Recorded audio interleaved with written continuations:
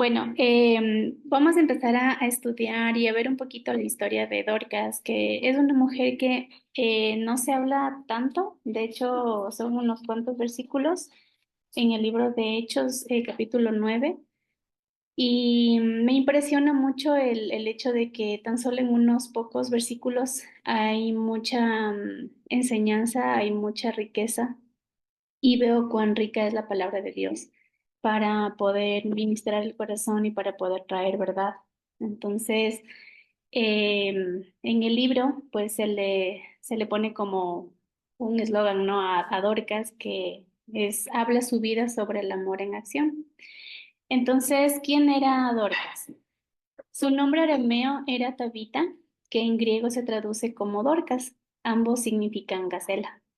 Ustedes saben que para los judíos el significado del nombre contaba mucho, porque, y para nosotros también, si nosotros podemos ver cada una como qué significado tiene nuestro nombre, es como describir nuestra personalidad.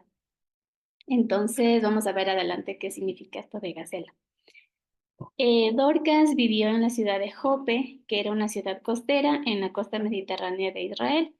Y en estos pocos versículos de la Biblia, pues muestra que Dorcas era una mujer cristiana, se deduce que es una mujer creyente, una discípula de Jesús, porque menciona mucho que ella fue conocida por sus buenas obras y su dedicación a ayudar a los necesitados, especialmente a las viudas, confeccionando ropa para ellas. Entonces, las viudas eran unas personas vulnerables en ese momento en la sociedad.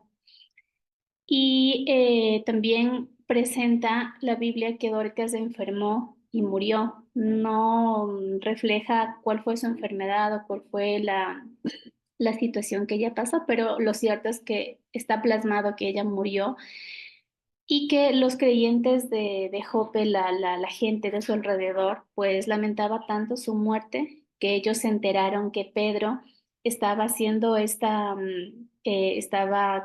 cerca de la ciudad de Jope, y ellos fueron a pedirle a Pedro que él fuera a orar por ella.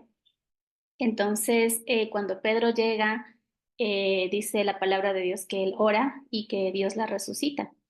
Entonces, este milagro de la resurrección de Dorcas fue ampliamente conocida en esta ciudad, y obviamente muchos creyeron en Jesús, ¿no? En el Señor. Entonces, ¿cuáles son las características de gacela? Las gacelas son estos pequeños antílopes de los que se habla en la Biblia, porque también se lo menciona en el libro de Cantares. Y bueno, son conocidas por su gracia y su belleza. Estos animalitos viven donde las lluvias proporcionan agua. Les gusta comprometerse entre ellos, no en manada, y buscan ser leales, eficaces, colaboradores y fieles. Sin embargo, se le denomina, ¿no? Dorcas, la gacela, que significa porque puede pasar toda su vida en el desierto sin beber, recibiendo su hidratación solo por las plantas. Entonces, este nombre le confiere una cualidad bastante parecida a la del cristiano, cuya fuente de vida y amor es una fuente invisible de agua y viva, como prometió el Señor Jesús, ¿no? Y lo vemos en Juan 7:38, que Él es la fuente viva y de nosotros cuando nos acercamos a beber su agua, brotarán ríos de agua viva, manantiales de agua viva en nosotros. Entonces, a través de la vida de Dorcas puedo ver cómo su vida deja un legado en esta actualidad, ¿no? En su medio. La escritura no nos dice si la personalidad de esta mujer estaba en consonancia con su nombre, pero sin embargo Lucas, que es el autor del libro de Hechos, sí recuerda que era conocida por hacer el bien y ayudar a los demás. Entonces, el hecho es interesante observar que el relato resalta dos veces las obras bondadosas de Dorcas, y eso lo encontramos en Hechos 9:36 y en Hechos 9:39. Dice que daba limosnas a los pobres e invertía su tiempo tejiendo abrigos y ropa para las viudas. Como les había dicho, que eran personas vulnerables en la época y la cultura judía, ¿no? Entonces, Dorcas era conocida por ser generosa, compasiva, cariñosa, por buscar el bien de los demás. Entonces me pongo a pensar de que si nosotros, por ejemplo, pongo mi ejemplo que estuve algunos años viviendo fuera de mi país, lejos de mi familia, sola. Y claro, hubieron momentos en los que, por ejemplo, por ahí tuve un esguince de tobillo, que me enfermé del COVID y el uno encontrarse solo sin tener, y cuánto extrañaba, decía mi mami, cómo me gustaría que esté aquí para que me hiciera una sopita que necesitaba en ese momento como para poder restablecer mi salud. Y me pongo a pensar en esos momentos en carne propia viviendo cuán importante y qué bendición es tener a una persona como Dorcas a nuestro lado, que esté y sea sensible a la necesidad de los demás. Y me encanta ver cómo a través de unos cuantos versículos podemos ver el corazón de esta mujer, que ella podía estar haciendo otra cosa, podía estar haciendo otra actividad, pero sin embargo lo que movía en su corazón era suplir una necesidad para un grupo de personas, ¿no? Para estas viudas y también como despojarse de lo que ella tenía al dar esas limosnas o al dar esa ofrenda, esa contribución a las personas que estaban necesitando y quien quita que ni siquiera tenían un pan para llevarse a su boca. Y qué precioso ver el corazón de esta mujer que fue sensible y por eso se le ve y se le deduce como si fuese una que era una discípula de Jesús, porque se condolía en su corazón. En algunos versículos en los evangelios vemos cuando dice que Jesús tuvo compasión de ese pueblo, tuvo compasión de la gente. Y es algo precioso porque en el nombre que estábamos viendo lo que significan las gacelas y tal, y cuando Jesús dice, vengan a mí, que yo soy la fuente de agua viva, entonces obviamente al ir a esa fuente, al llenarnos de Él, al conocer su carácter, al conocer su naturaleza, al conocer el corazón, es ese ADN el que se va impregnando en nosotros, en nuestro corazón, y es donde empiezan a venir esos frutos que menciona también en Gálatas, ¿no? Y por eso se puede ver que ella era una verdadera discípula, una seguidora de Cristo Jesús, porque estaba extendiendo el reino de Dios en Jope. Y era luz y era de bendición para su entorno, para las personas que estaban a su alrededor, al punto de que cuando ella muere, dice que la gente entristeció, estaba muy tocada por su muerte. Y imagínense, o sea, no era la familia de Dorcas, eran las personas allegadas a ella, eran amigos, conocidos, gente que ella ayudó y tal fue ese impacto que ella dejó en ese momento que ellos fueron y corrieron a buscarle a Pedro, porque ellos sabían el poder que venía y que tenía a través de Cristo Jesús, del Espíritu Santo, porque en ese entonces Jesús pues ya había resucitado y había ascendido al cielo, pero vino la llenura del Espíritu Santo. Entonces, es impresionante ver cómo fue su vida y cuán impactante fue para ese pueblo, ¿no? Para esa ciudad.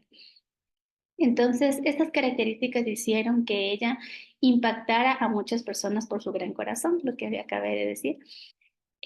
Lo anterior también refleja al momento de su muerte, ¿no? Lo que les había dicho cuando va la gente a buscar a Pedro.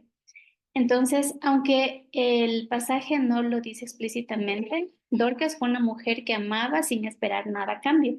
Y esto también es algo precioso de ver, porque es un amor que realmente no era el amor humano como mujer, como ser humano que ella estaba dando, sino era un amor que venía de lo alto, de lo que le estaba llenando a ella para poder entregar a los demás.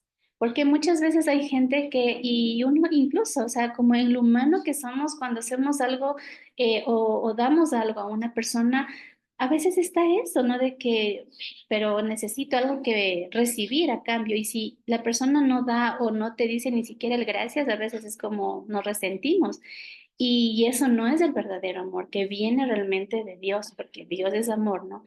Entonces, otra característica que se puede visualizar que ella era una verdadera discípula de Jesús.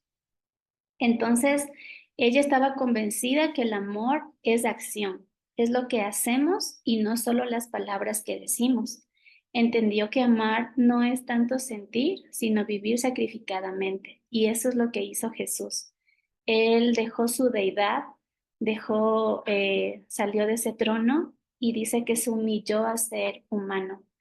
Y aquí en esta tierra vino a mostrar, a dar un legado y a dejar un ejemplo de cómo un hijo de Dios tiene que vivir. Primero, conectado a la fuente que es Dios, porque de Él va a venir pues todos los frutos que van a salir desde nuestro corazón, desde el interior de la persona. Entonces, el amar no se trata de una acción que nazca de uno mismo, sino de un amor implantado que nos impulsa a buscar el bien de los demás. Ese amor implantado de Dios directamente al corazón. Es decir, nosotros podemos empezar a amar genuinamente una vez que hayamos experimentado y aceptado el amor de Dios, el cual tiene su expresión definitiva en el sacrificio de Cristo Jesús en la cruz, cuando ponemos nuestra fe en Jesús. En la palabra dice que Él es el camino, Él es la verdad, es la vida para poder llegar al Padre. Entonces, solo cuando ese bien supremo nos inunda el corazón, nuestro ser completo, pues estaremos capacitados para poder amar correctamente. Entonces, aquí les dejo una pregunta para poder analizar introspectivamente cada una. ¿Qué huella nosotros estamos dejando en el mundo? ¿O qué huella nosotros queremos dejar en el mundo? ¿Cómo estoy yo respondiendo a ese llamado que Dios nos deja como hijos de Dios? ¿Cómo es mi comportamiento con los demás? ¿Estoy realmente amando a mi prójimo o solo me estoy enfocando en amar a Dios? Porque como en algún estudio decía Andy, es así, es el amor vertical y el amor horizontal que tiene que ser primero con Dios, pero eso va a haber una causa-efecto que tiene que extenderse también hacia los demás. Entonces, pensemos en eso y meditemos interiormente cada una. ¿Qué huella estoy dejando en mi medio, en mi hogar, en mi trabajo, en mi iglesia, con mis amigos? Eh, ¿Cómo es mi comportamiento, mi corazón hacia las demás personas? Eh, en la palabra dice cuáles son los verdaderos seguidores de Jesús. Entonces, aquí hay dos palabras que están en griego y que les voy a explicar.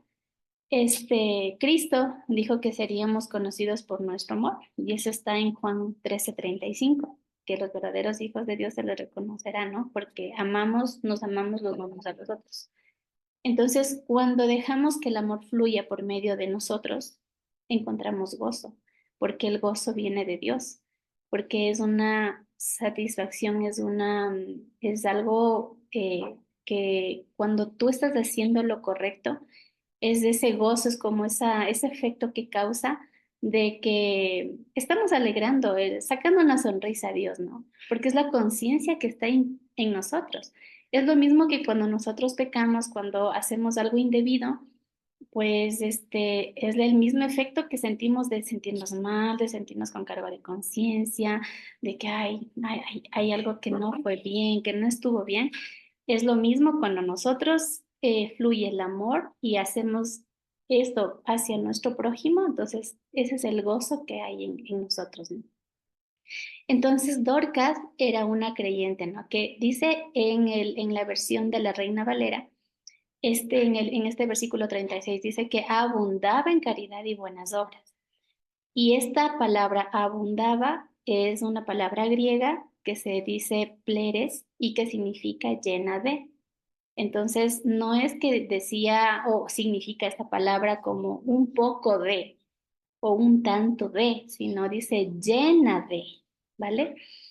Entonces, pleres es una palabra importante en el Nuevo Testamento y está relacionada con otro término griego es pleto, que el término describe cuando los apóstoles fueron llenos del Espíritu Santo en Pentecostés. Entonces, ¿Cómo nosotros describiríamos la semejanza de estar lleno de buenas obras y lleno del Espíritu Santo? Entonces, hay como una conexión entre las dos, porque en este caso dice que Dorcas estaba pleres, estaba llena de, ¿qué? De eso, justo el Espíritu Santo, ¿no? De Dios mismo, para que ella exista ese efecto de poder bendecir a los demás, de poder dejar de ser ella misma y permitir que Dios empiece a obrar en su corazón y ponga, como dice, tanto el querer como el hacer cosas, porque la fe sin obras es muerta, ¿no? Entonces, es de esa vida que Dios estaba trayendo a Dorcas y que estaba siendo una embajadora de él, extendiendo su reino allí en ese lugar, en la ciudad. Y eso también nosotros estamos llamados. Nosotros como hijas de Dios también estamos llamadas a poder extender el reino de Dios, a poder impactar esta sociedad, a poder ser de bendición en nuestra familia. Quizá tenemos la realidad de que hay personas, familiares que no conocen de Cristo. ¿Y cuál es la mejor forma de poder evangelizarles? Pues con la boca cerrada. Y eso significa con mi testimonio, significa con mi actitud, con mi corazón, cómo yo actúo, cómo yo reacciono, porque yo estoy teniendo la luz directamente con mi relación con Dios y Él es el que va a poner, porque habrán situaciones y momentos en los que como humanos queremos explotar o queremos defendernos o queremos hacer tal y cual cosa, pero es cuando ahí, si estamos llenos del Espíritu Santo, es cuando el Espíritu Santo va a empezar a ministrar y como detenerte a una reacción, detenerte a una palabra y poner quizá en uno paciencia, como mejor cierra la boca y tranquila. Conmigo descarga todo lo que estás teniendo, la indignación, la impotencia, lo que sea, ¿saben? Entonces, a esto estamos llamados y esto precisamente es lo que nos muestra la vida de Dorcas. En cuanto a las cosas que hacía Dorcas y la alegría que eso le daba a sus amigos, a su entorno, pues las personas llenas del Espíritu Santo de Dios tienen la abundancia de amor y buscan las maneras de utilizarlo. Entonces, otra pregunta que dejo ahí sobre la mesa. ¿Hay algo que te gustaría mejorar para servir y dar a los demás? ¿Qué es lo que mejorarías en ti para tu poder bendecir a los demás, a tu entorno? He titulado como esta parte ya como parte de una reflexión, vivir con sentido de propósito, porque eso es lo que veo en la vida de Dorcas.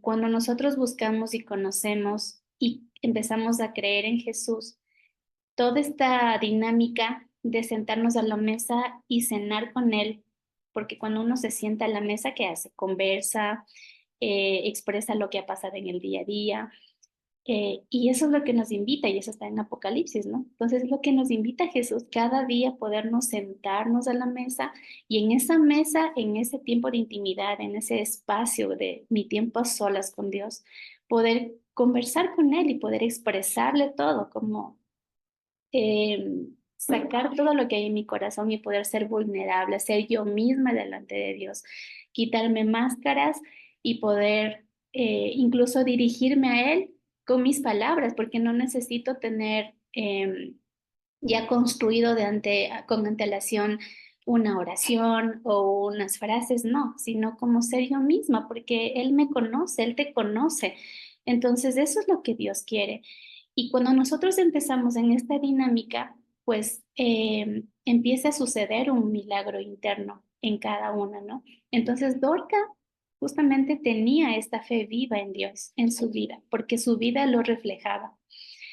Sin darnos cuenta, nuestra vida empieza a cambiar cuando tenemos una relación con Dios, cuando buscamos, oramos a nuestro Dios. Y esta oración se convierte como en esa fuerza que nos revoluciona, nos transforma, porque nos permite, porque no va a ser lo mismo si yo solo por la mente, que aunque Dios sabe mis pensamientos, pero dice que la palabra tiene poder y es la palabra lo que también, como dice el salmista, no, alma mía, alaba a Jehová, porque es lo que sale de mi boca, las palabras, lo que también impactan también a mi ser, a mi corazón, a mi alma. Entonces, la fe de una persona puede llevarla a pasar de ser un simple empleado a ser un agente del reino de Dios que produce un cambio en el mundo porque capta una visión de parte de Dios. Y no estoy diciendo que trabajar sea malo, por supuesto que no, sino que me enfoco en el punto de que no solamente tengo que trabajar por trabajar, no es solamente que tengo que estudiar porque ya, pues así toca, ¿no? O sea, ya terminé el cole y ahora tengo que sacar una profesión, porque necesito sacar dinero y necesito tener cosas. O sea, es como algo que no tiene un propósito, sino como borreguitos muchas veces nos dejamos llevar por lo que está en la sociedad, ¿no? Lo que mueve la sociedad. Y más bien lo que me enfoco es de que como agentes del reino de Dios, aprendamos a vivir con propósito, es decir, ¿cuál es mi propósito? Y les dejo esa pregunta. Ustedes saben cada una por qué Dios les creó. Ustedes saben cuál es su llamada en la vida, cuál es el propósito de Dios para ustedes. Ustedes saben y conocen cuáles son las habilidades que Dios ha depositado en ustedes. Saben cuáles son sus destrezas, saben cuáles son sus limitaciones, sus debilidades, sus fortalezas. Eso es muy importante, conocernos a nosotros mismos, porque todo eso viene relacionado con lo que Dios ideó, porque somos el sueño hecho realidad de Dios aquí en la tierra, porque Él continúa escribiendo una historia y Él quiere que seamos parte de esa historia, para redimir a este mundo caído. Entonces, Dios tiene un propósito para tu vida. Tu vida no es simplemente, como decía, para ir a trabajar o ir a la universidad y conseguir títulos y hacer mucho dinero, porque sí, estamos en un mundo muy materialista, muy egoísta, donde quieren hacer y deshacer a su antojo. Pero la vida también se compone de momentos como creyentes en los cuales el Espíritu Santo va a sacudir nuestra vida. Muchas veces, y ojo, que cuando empezó el ministerio de Jesús, cuando fue bautizado, dice que el Espíritu Santo le llevó al desierto a Jesús. Y así también va a pasar con nosotros. El Espíritu Santo, Dios, va a propiciar situaciones en las cuales nos va a llevar a un desierto.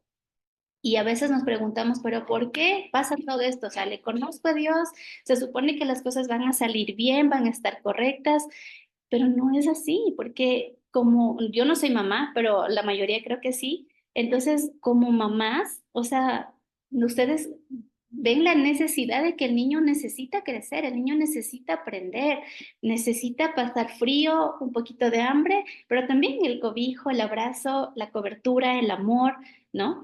Entonces, cuánto más Dios también trata así el corazón como hijos que somos, pero es importante como tener ahí las antenitas de vinil bien conectadas y saber de que, o sea, si estoy pasando por cierta situación, cierto desierto, cierta prueba, ¿qué es lo que Dios quiere enseñarme? ¿Qué es lo que Dios quiere mostrarme? No irme a victimizarme de la situación, porque, ojo, cuando una persona se vuelve víctima, no asume responsabilidad. Es fácil poder echar la culpa a los demás, al otro, pero no asumo mi responsabilidad. Y lo que Dios quiere hacer es justamente eso, darnos a conocer qué es lo que está aquí adentro. Porque el corazón se compone como de cuatro, no fases, sino partes, donde hay una parte donde Dios, nosotros y los demás sabemos lo que está aquí en el corazón. Hay otra parte del corazón donde solo yo y Dios sabemos lo que está aquí, pero los que están afuera no saben. Hay otra parte en el corazón donde solamente Dios y los demás conocen y pueden ver lo que está abundando aquí en el corazón, pero es un punto ciego para mí. Y hay una parte muy oscura donde solo Dios conoce lo que está aquí en tu corazón, porque no eres consciente ni tú, ni tampoco los demás. Y cuando Dios nos lleva a esos desiertos, es porque quiere trabajar muchas veces esos puntos ciegos y oscuros que están aquí en el corazón y que muchas veces son las raíces para muchas situaciones como reacciones, actitudes que nosotros tenemos, miedos, temores, inseguridades y es como papá quiere traer esa sanidad, quiere traer primero esa revelación, que nosotros seamos conscientes de lo que está aquí, lo que está pasando aquí. ¿Para qué? Para poder vaciarnos de eso, poder, como la vasija, ¿no? Poder derribar echar abajo todo lo que está allí y empezar a construir una obra maestra con sus manos.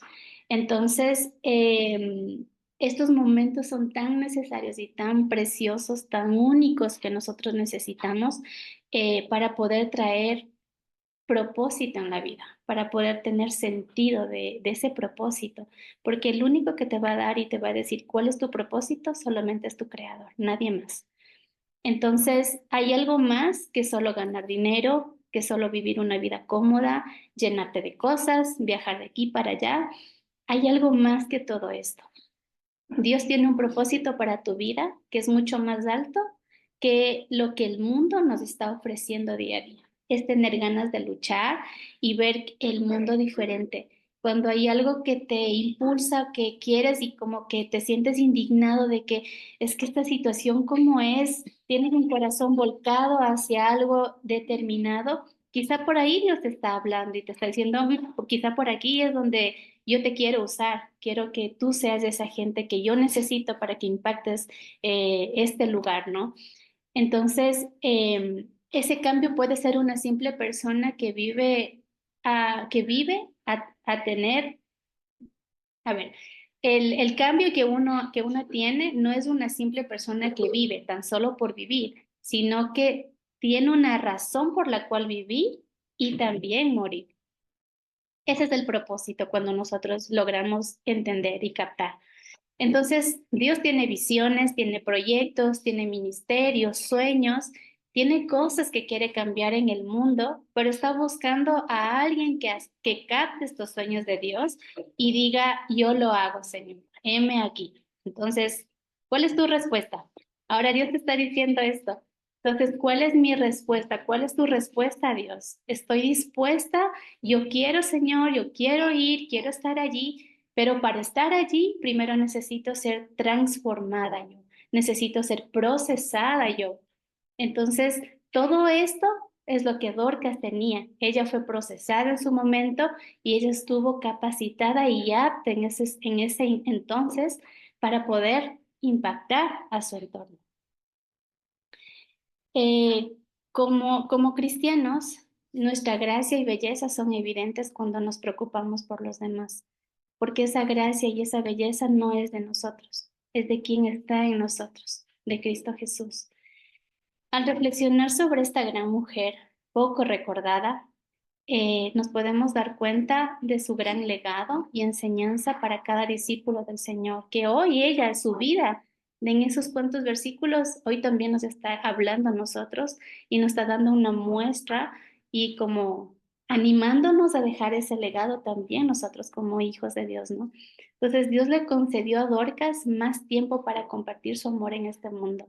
Quizá ese fue el propósito, obvio que el propósito de resucitarle, de que vuelva a la vida, obviamente fue un impacto tan grande que fue un milagro para la ciudad, para los habitantes de ese momento, pero quién quita y también, o sea, fue como en el corazón de Dios, tú estás siendo esa persona que yo necesito ahí en el mundo para que sea conocida mi verdad, para que corazones sean transformados, para que seas esa vasija en la cual yo te llene y tú se empiece a regar a los demás, ¿no?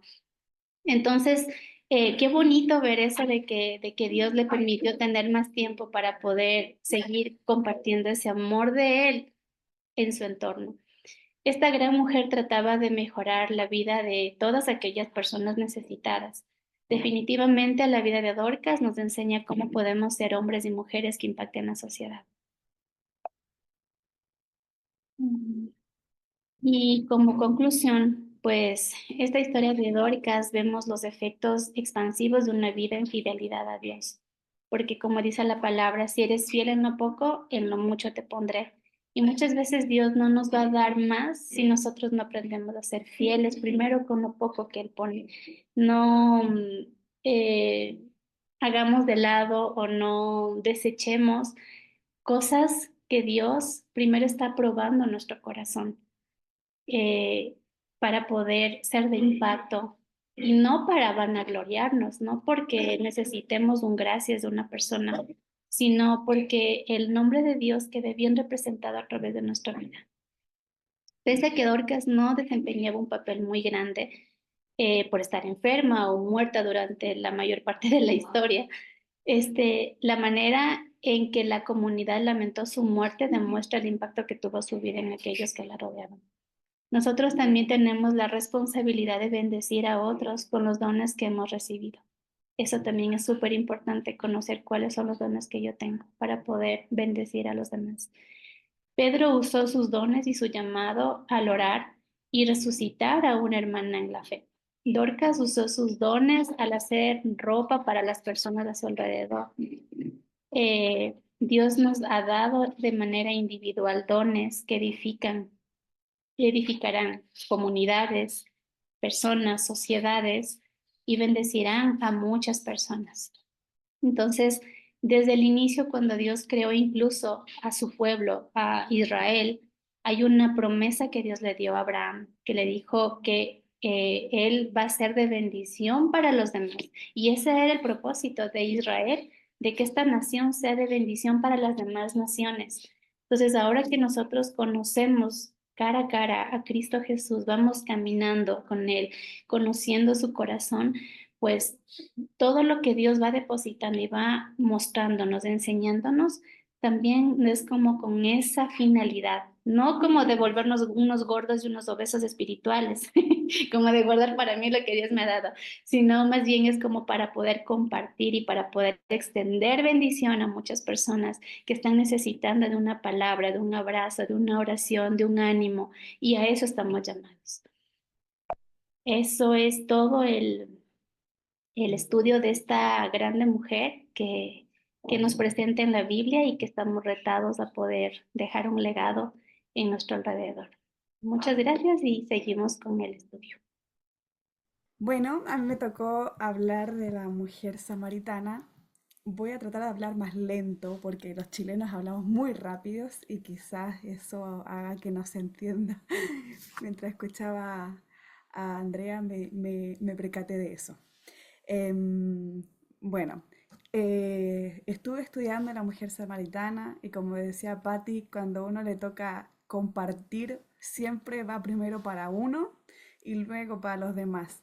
Entonces Dios me habló mucho, por más que es un pasaje de donde ni siquiera sabemos el nombre de la mujer samaritana, un pasaje muy cortito también, donde simplemente es una situación que se da en medio del viaje de Jesús, ¿cierto? Entonces, pero que tiene mucho, mucho, mucho trasfondo que de verdad me marcó mucho en este estudio. Entonces, para partir, quisiera dar un contexto un poco de cómo se da esto, ¿cierto? Que Jesús iba en su viaje y se detiene ahí en este pozo de agua mientras sus discípulos van a comprar comida, a comprar alimento. Y se detiene ahí él solo y se acerca la mujer samaritana a sacar agua, sola. El contexto normal histórico es que todas las mujeres van a buscar agua de mañana, bien temprano, donde no haya calor, y ella va sola. Entonces ahí Jesús le dice por qué está sola, por qué va ahí, y él también, porque ella le dice, pero ¿por qué tú me hablas si eres un judío? Entonces se dan mucho esta como entre preguntas de uno al otro y se van respondiendo como al final de toda esta historia. Así que eso es como un poquito para partir. Em, el perfil, vamos a hablar un poquito del perfil de la mujer samaritana. Su origen es de Samaria, ¿cierto? Un pueblo despreciado por los judíos. ¿Por qué es despreciado Samaria por los judíos? Porque Samaria fue atacado y se reconstruyó con extranjeros. Entonces había había parte de creencias cristianas, pero había mucho también de estos extranjeros que trajeron sus dioses, trajeron muchas cosas, entonces estaba muy mezclado, muy sucio Samaria, por así decirlo. Entonces para los judíos no era algo santo, era algo impuro, era algo sucio y trataban de evitarlo lo más posible. Condición social.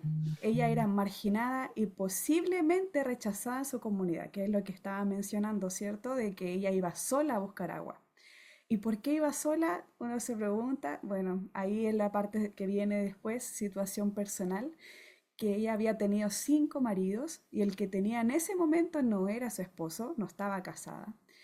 Y ahí lo que también muestra quizás que su vida era de dolor, inestabilidad y de hecho, si alguno de ustedes ha visto The Chosen, en la película muestra justo esta parte donde le dice, Jesús le dice el nombre de su primer marido, del segundo, y que para ella el segundo era muy importante. em, Porque ella no se sentía digna. Y lo más probable que esa inestabilidad era porque ella no se sentía digna de tener un esposo, no se sentía digna de ser amada, lo más probable. eh, Muchas cosas que pueden haber pasado cuando hay un fracaso matrimonial, para las que estamos casadas, cuando hay dificultades, hay cosas como que uno se siente mal. Imagínense cuando fracasa el matrimonio, quizás cuánto rechazo habrá sentido ella por ella misma, como no pude lograr esto, no pude avanzar, no pude superarlo. Y pasa muchas veces que la mujer, nosotras, somos muy de culparnos a nosotras. Quizás no tenemos culpa alguna, pero buscamos de algún círculo encontrar la culpa para poder em, tener este dolor, no sé, para sentirse quizá uno, buscar responsabilidad o ver cómo podría haberse solucionado la situación y ahí es como, aquí está mi culpa, esto es. Entonces, tenemos esto de ella que tenía 5 maridos y lo que estaba ahora no era su esposo. Actitud inicial, escéptica y sorprendida de que Jesús, un judío, le hablara. Entonces, primero que le hable un hombre, eh, un judío, le habla a ella que era rechazada, que estaba sola, y más encima ahí vemos también cómo Jesús le dice todo lo que ella tenía, todo su pasado, toda su realidad, pero siempre con amor, con verdad, con misericordia, nunca la condenó y eso también a ella la sorprendió mucho y ahí vamos a seguir parte de lo que les quiero comentar. Entonces aquí vemos parte de su historia, que su historia es un ejemplo de transformación, de misericordia y de testimonio. Esas 3 palabras son las que me llegaron mucho a mí de toda esta historia, ya que vemos una transformación desde el inicio a cómo ella se va a hablarle a todo de lo que vivió, de que alguien le dijo todo lo que había vivido. Y a veces a uno cuando le dicen, oye, tú hiciste esto o cometiste un error, como que uno se ofende y dice, ¿cómo me vienes a decir esto? Pero a ella le encantó que le dijeran eso. Me dijiste todo lo que había vivido, me confrontaste, tú eres el Mesías, tú realmente eres un profeta, y va corriendo a contarle a la gente, me dijo todo lo que yo hice. Es como, imagínense cómo Dios nos muestra en este pasaje esa parte de ser transformado, de ser sensible a la voz de Dios. Hay un verso en Corintios, no me acuerdo si el primero o segundo de Corintios, que dice, mirándome cara a cara en el espejo para ser como igual a Jesús. Entonces, en este sentido era eso. Él la confrontó, le dijo lo que tenía para ella ser transformada. Y claro, imagínense, va sola, con todo el calor en una hora, mala hora para ir a buscar agua, eh, y debe haber ido muy cansada, muy agotada, no sé, sedienta incluso ella misma, pero ahí se va corriendo a contar a la gente, dejó su cántaro de agua, se lo olvidó, no se lo llevó. Entonces, eso dice mucho parte de esa transformación y de la misericordia de cómo Dios la trató, cómo Jesús le habló, cómo Jesús estuvo para ella, cómo Jesús la esperó, porque dice que Él no fue casualidad, no es casualidad que Jesús, oh, me quiero sentar aquí, me la encuentro por si acaso. Jesús sabía que ella iba a estar ahí, sabía, conocía su vida. Y bueno, el testimonio parte de lo que ya mencionamos, ¿cierto? Entonces, ¿por qué? Bueno, nuevamente vamos a tomar estos puntos. Ella era samaritana. Los judíos consideraban a los samaritanos impuros, que es lo que les mencionaba, eh, ya que también los judíos detestaban los matrimonios mixtos. ¿A qué se refiere eso? A diferentes religiones o comunidades eclesiásticas. Como les mencioné, los samaritanos vivían extranjeros, entonces estaban tan mezclados su religión, su contexto espiritual, que estaba sucio si lo vemos desde afuera. la adoración a los ídolos de sus primos del norte. Los judíos eran del sur, entonces por eso le dicen los primos, ellos son parte de todo lo que, de las tribus de Israel, entonces ellos estaban en el norte, pero eran muy idólatras también. Inmundos, los consideraban tan inmundos los judíos, sucios, tan em, que no, que ni siquiera querían pasar por ahí. En sus viajes, aquí está el mapa, pueden ver, Judea estaba al sur, Samaria, y cuando iban a Galilea, ellos trataban de rodear todo esto para no pasar, porque de hecho para ellos ya pasar por ahí era parte de ensuciarse, de casi que se no, iban a estar en pecado por pasar por ahí. Entonces Jesús no se desvió, al contrario, él sí fue por ahí y se quedaron unos días ahí evangelizando. Sin dignidad. La mujer en esa época no tenía dignidad, era muy inferior a los hombres, no era parte casi de todo esto de ser como reconocida, no había reconocimiento a la mujer. También en este caso la mujer samaritana era rechazada porque como ya mencioné estaba sola, no estaba con el grupo de mujeres que iba a buscar agua y debido a quizás a su pecado, debido a varias cosas que podía haber vivido. Y también acá Jesús muestra que no importa el lugar, a qué se refiere. Cuando ya finaliza el verso, ella le dice que no puede adorar a Dios porque está lejos, no puede una samaritana ir a Jerusalén, no puede ir al templo, y él le dice que no, que en cualquier lugar ella puede adorar a Dios porque Jesús, porque Dios es espíritu. Y ahí habla de que Dios busca verdaderos adoradores en espíritu y en verdad. Pero a qué se refiere a que en ese momento aún los samaritanos podían adorar ahí, en sus casas, en cualquier lugar. Aún nosotras podemos adorar a Dios en cualquier lugar, en cualquier momento, con una palabra, con lo que sea, eh, para buscar a Dios. Y ahí se rompe esa barrera que había para adorar a Dios, de que tenías que ir allá, de que tenías que recorrer un camino para llegar al templo.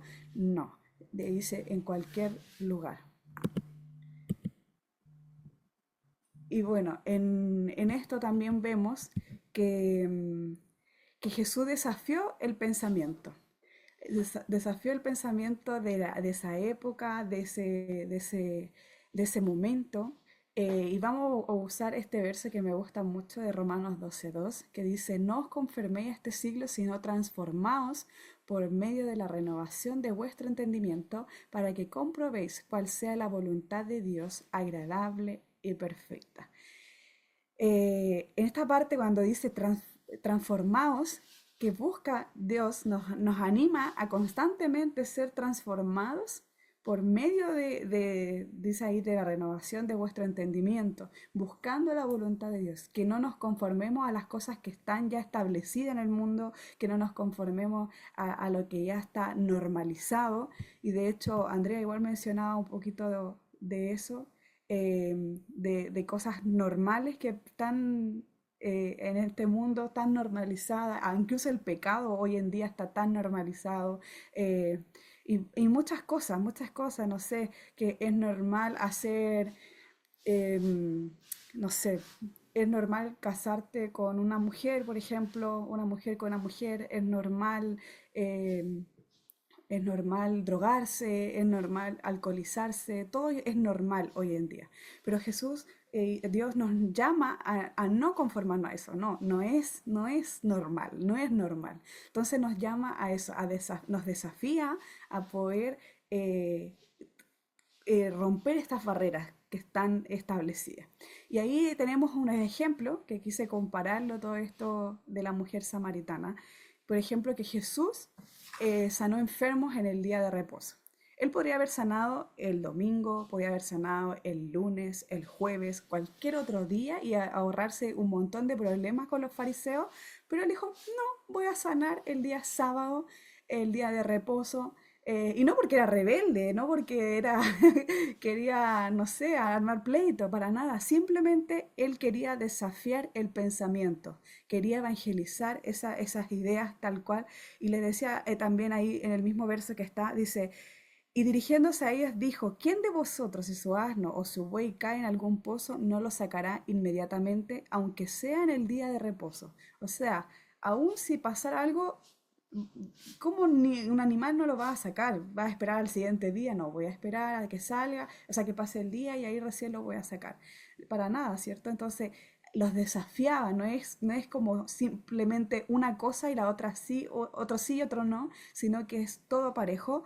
Luego también comió con publicanos y pecadores, ahí vemos en Mateo, de hecho Mateo era uno de los publicanos cobradores de impuestos que era judío.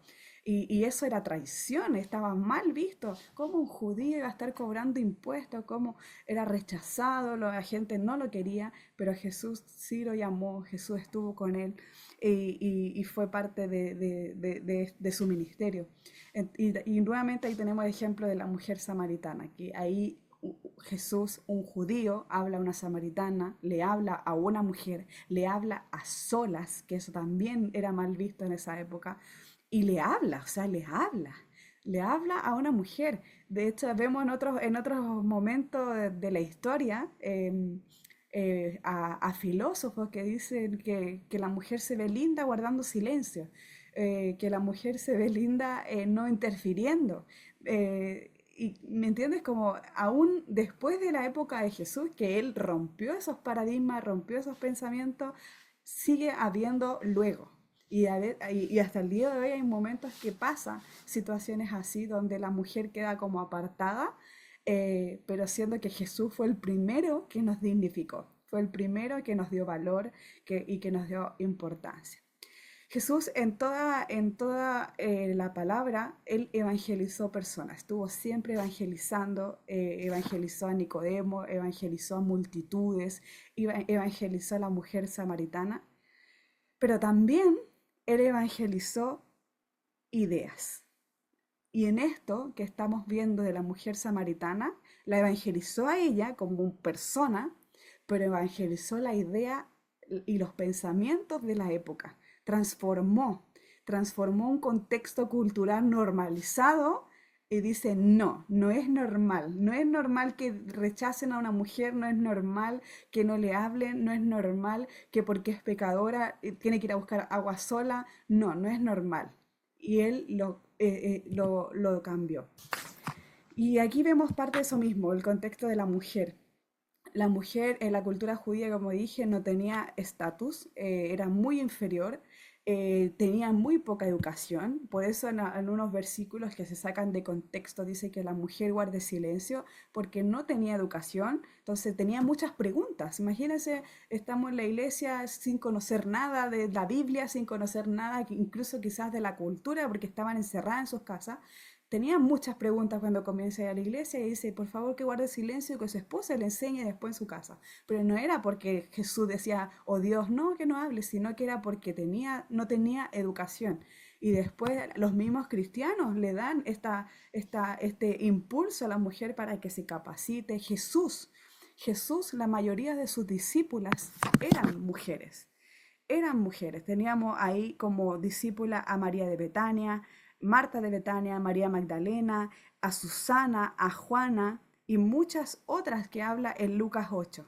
Y mujeres también que sostenían su ministerio. Entonces había mucho ahí que Jesús principalmente fue el que impulsó. Un rabino judío no conversaría públicamente con una mujer y menos con una samaritana, ya lo mencioné, y no se hablaba a solas con una mujer. Y aquí es parte de todo lo que estaba hablando, que Jesús desafió el pensamiento de la época.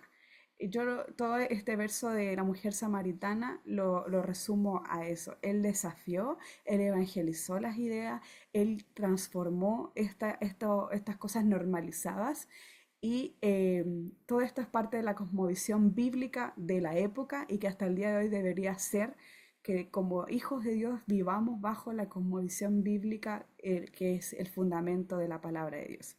Y ahí nuevamente le habla a una mujer que desafió la norma social y religiosa, le habla a una samaritana que derriba prejuicios radicales y religiosos, le pide agua, muestra humildad y abre una conversación. Le pidió agua, más encima le pidió agua, como netamente ahí se muestra a la par, se muestra como un hombre, se muestra normal. Y todo ahí, el cambio que él produce con esto, que la mujer samaritana pasó de ser una mujer rechazada a una evangelista, porque ella corre a su comunidad a contar de Jesús y fue clave. Con ella partió el evangelismo en esa parte en Samaria, con ella. Su testimonio llevó a muchos a conocer a Jesús. Y ahí está en la parte de Juan 4:42, donde dice, ahora creemos no solo por lo que tú dijiste, sino porque nosotros mismos lo hemos oído. Y también ahí representa la gracia y el poder transformador de Dios en aquellos que el mundo menospreciaba.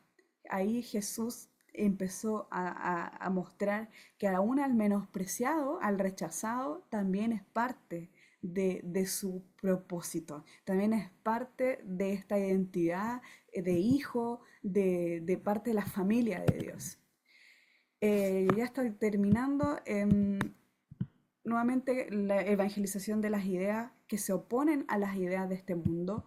Jesús fue parte de esto, de romper esos esquemas, de romper el pensamiento, no por rebeldía, sino que de que impuso la palabra de Dios, la puso ahí a la luz, que no era por una cosa solamente o a mi conveniencia, sino que era completa en la vida. Dice, toda la vida de Jesús fue un desafío al pensamiento establecido. Él nos dio el ejemplo de cómo podemos evangelizar las ideas. Ante una idea que está en el mundo como algo normal, nosotros le podemos poner otra idea que va de acuerdo a los principios bíblicos. Y para concluir, cerrando ya con esto, Jesús busca a los marginados y quebrantados. La verdadera satisfacción solo se encuentra en Cristo. Dios nos llama a compartir nuestra fe sin importar nuestro pasado. Aquí eso es muy claro en este verso también de la mujer samaritana, porque era pecadora, tuvo muchos maridos y aún en la cultura actual si ves a alguien que tuvo muchos maridos, la gente es como, ah, mira, ella tuvo muchos maridos y se ve feo. Pero a Jesús no le importa el pecado, no le importa el pasado de la persona. Él ya nos limpió, Él nos santificó, Él pagó el precio por nosotros y no impide a que nosotros hablemos de nuestra fe, hablemos de Jesús, del Evangelio y de todo lo que Él nos demanda. Jesús va más allá de las barreras de género, de raza, de cultura, para llevar salvación.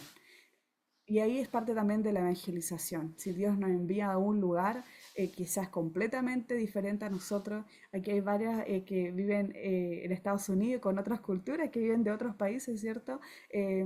O aquí mismo en la base, en Jucum, hay mucha gente de otros países extranjeras que Dios los movió a un lugar completamente nuevo, con culturas completamente diferentes, pensamientos completamente diferentes, que quizás es difícil, pero por algo estamos ahí, por algo Dios nos puso ahí para poder llevar salvación, para poder mostrar a Jesús. Y yo encuentro esa riqueza cultural que es clave para esos países o estas culturas que son diferentes, conocer a otra persona que piensa diferente y cómo llega a Dios también. Jesús evangelizó el pensamiento aquí una pregunta para poder procesar. ¿Y nosotras cómo podemos ser parte de esto? ¿Cómo podemos ser parte de evangelizar el pensamiento en nuestra iglesia, en nuestra familia, en nuestro entorno, con los vecinos, en la ciudad? Nosotros en nuestra sede en Jucum Transforma, se llama Jucum Transforma por eso mismo, es la visión del ministerio de acá, es transformar el pensamiento, transformar las ideas para transformar la sociedad. La visión de acá es transformar un país y así transformar el mundo. Y justo Dios me habló de este pasaje en esa visión, con este pensamiento. Así que las animo a que puedan ver esto mismo, cómo evangelizamos el pensamiento en nuestra área, incluso quizá en sus trabajos, en la área que se desenvuelvan. Es posible, quizá a veces un poco complicado, pero es posible. Así que eso, espero que les haya gustado la presentación. Gracias.